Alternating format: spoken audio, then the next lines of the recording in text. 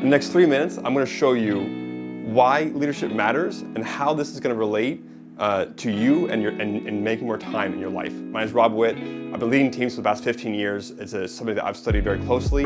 I've led teams as small as like 6 people with a very dedicated mission and to as big as 120 in different situations, all kinds of scenarios. But I'm going to show you real quick, first of all, why it matters, and second of all, how this is going to have you get more time, all right?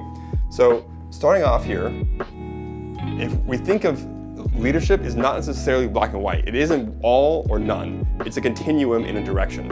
And it's a matter of like how good of a leader are you? So starting off here would be basically none, right? This is like the guy behind the bleachers, no friends, zero leadership, zero influence in life. Totally fine.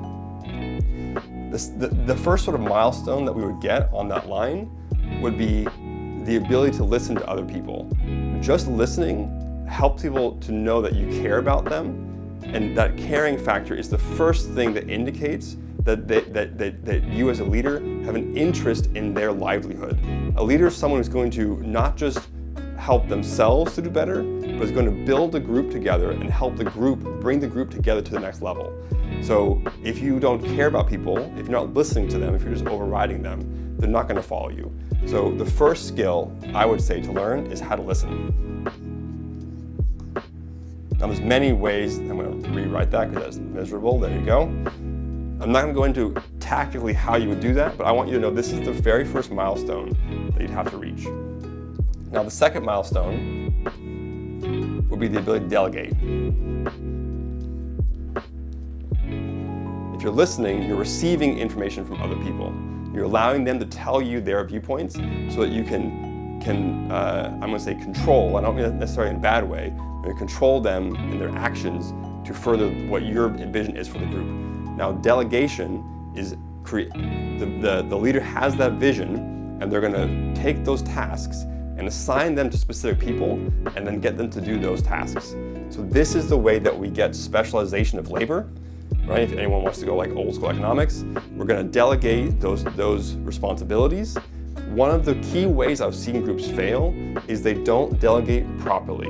I was talking to a multi-million-dollar company just recently, and I said, oh, so what's your corporate structure or your org chart, whatever you want to call it?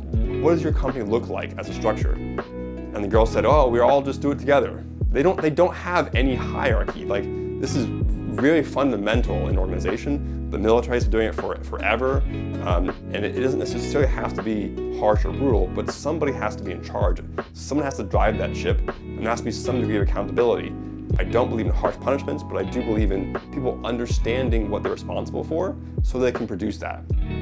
Now the next thing here, I would say, is more long-term. This is vision. People will follow a leader with vision. If you listen, you'll be able to do that on a one-on-one basis to a small group. If you're delegating, now you're at a point where you're able to actually expand the size of the group, and therefore the impact your group is going to be able to accomplish.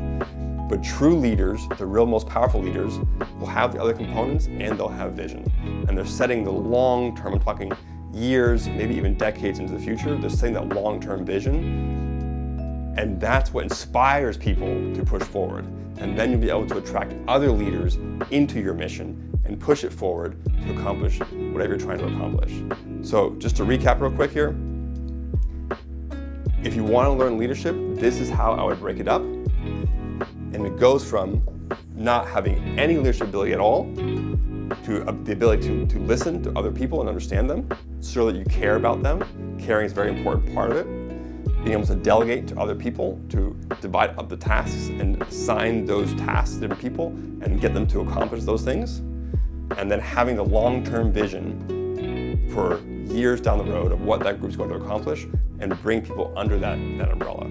So if you do all those things together, you'll be able to accomplish the things you want to accomplish with much less time. If you did it yourself, one person could build the pyramids. It might take them 1,000 years, right? But if you get enough people in your vision, in your group, then you'll be able to accomplish a lot more, and that will save you a lot more time. Hope that helps. I've been Rob Whitt. Thanks a lot.